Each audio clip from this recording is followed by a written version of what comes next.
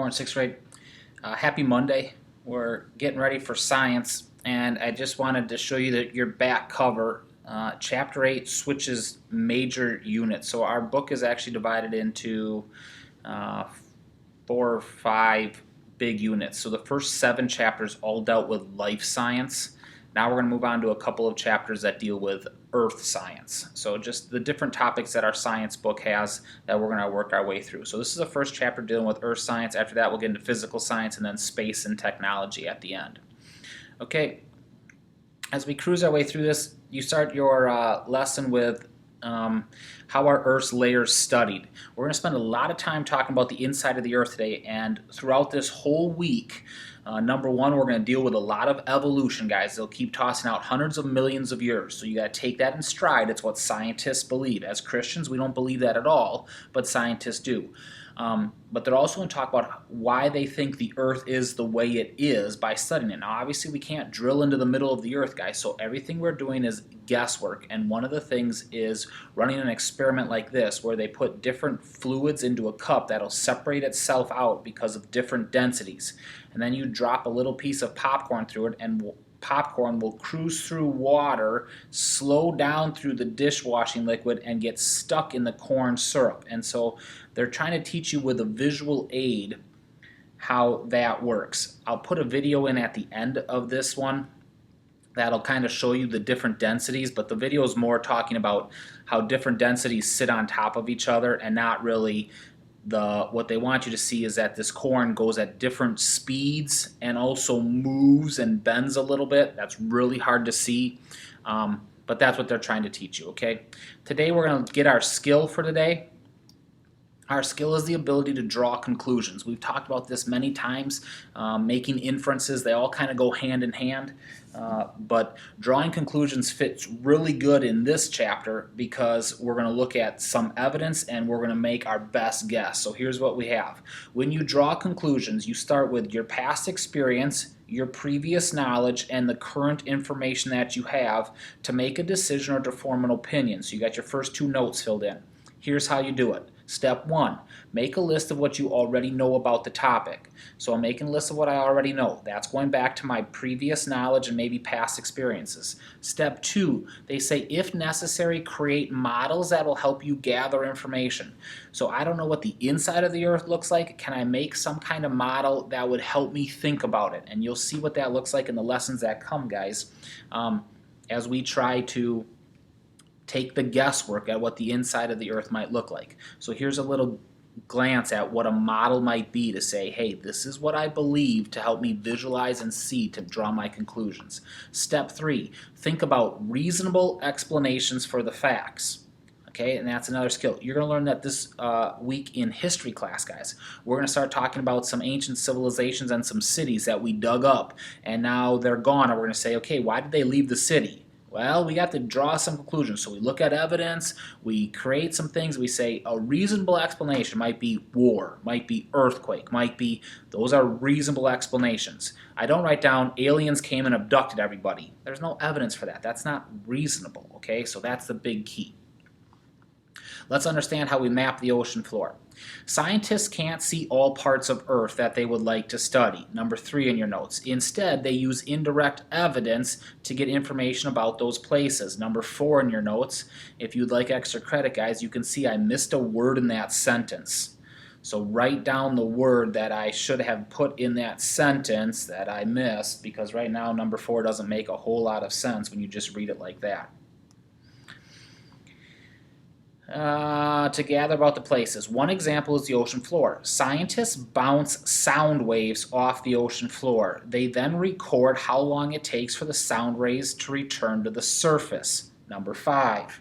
The longer it takes a sound wave to bounce back, the deeper the ocean is. Which do you think would take longer?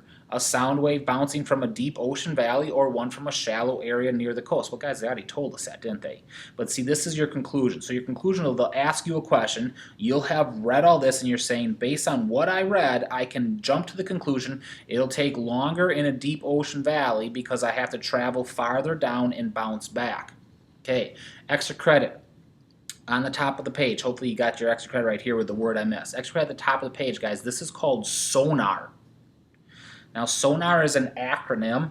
It stands for sound, navigating, and ranging. So the SO from sound, the NA from navigating, and the R for ranging. So you write the word sonar up there. That's what we're using. We're bouncing sound waves down and getting them back. That's how fish finders work. So I got this little device. It's bouncing off the ocean floor. It's telling me, hey, it's 100 feet deep here. Then this little fish swims by, and it bounces back sooner, and it'll mark that on a fish finder and say there's a fish here.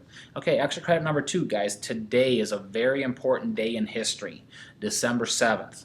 If you want extra credit, you write down December 7th, but then you have to tell me what happened on December 7th. I'll give you another hint. It's 1941.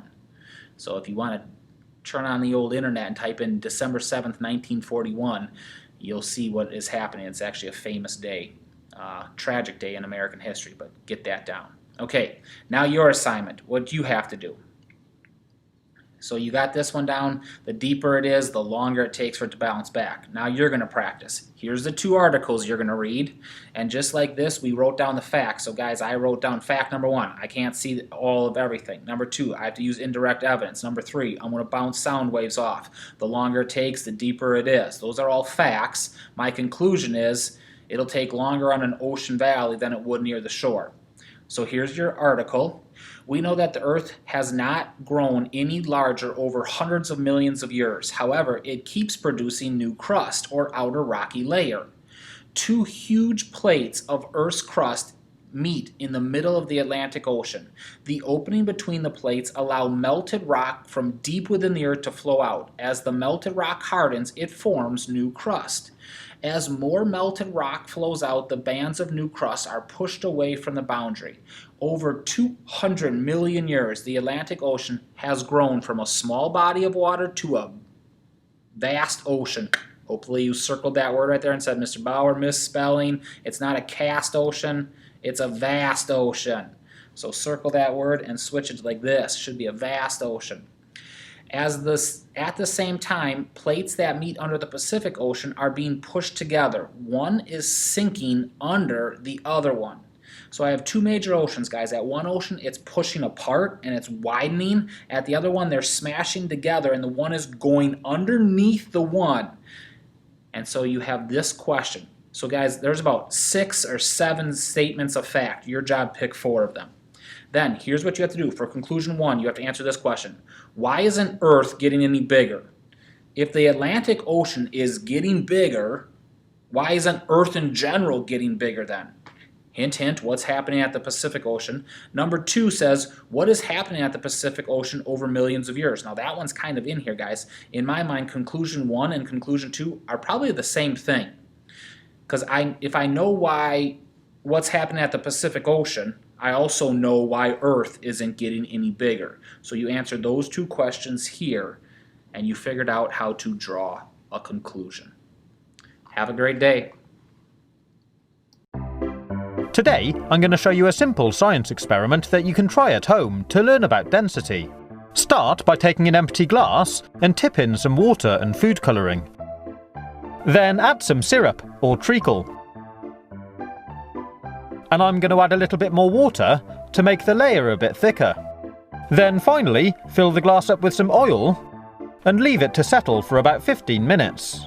These liquids separate out into different layers because they're different densities and they don't mix. The syrup has the highest density, so it sits on the bottom, and the oil, which has the lowest density, rises to the top.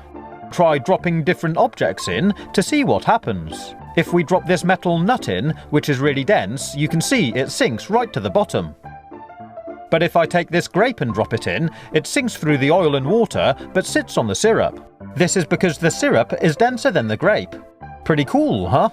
Now if I take this plastic bottle top and drop it in, it slowly sinks through the oil and sits on the water. And finally, if I take this piece of sponge and drop it in, it sits on top. The oil is denser than the sponge. You can try dropping different objects in to see which fluids are denser. I also found shining a torch beam down from above gives a really nice effect. I hope you've enjoyed watching this video. If you want to see more, you can click on the links on the right-hand side, or take a look at my YouTube channel page. Stay safe, have fun, and as always, thanks for watching.